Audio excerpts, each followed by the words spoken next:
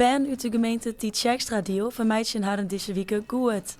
Op het Cultuur-Educatiefestival maaien leerlingen van alle basisscholen in de gemeente meidwan aan allerlei verschillende activiteiten. Al onze scholen, het zijn in totaal ongeveer 1850 leerlingen. We hebben 12 scholen in Tietjextra-Diel. Die komen hier allemaal op het festival. Want we hebben dit jaar erg ingezet op kunst en cultuur in onze scholen. En we wilden dat graag gezamenlijk op een feestelijke manier afsluiten, het cultureel jaar. Voor de leerlingen wie er genoeg het wan.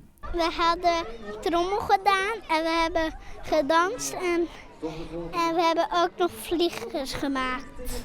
We zeggen theater, wij bieden hinderschoenen, we hier een lekker stroopwafel, we hier met de voetbaltafel en op het springkussen. En wat vond jij nou echt het leukst? Alles. Het theater. En waarom? Ja, ik vond het wel mooi theater. Het festival is net zomaar ontstien. Het is de afsluiting van een jaar vol creatieve lessen.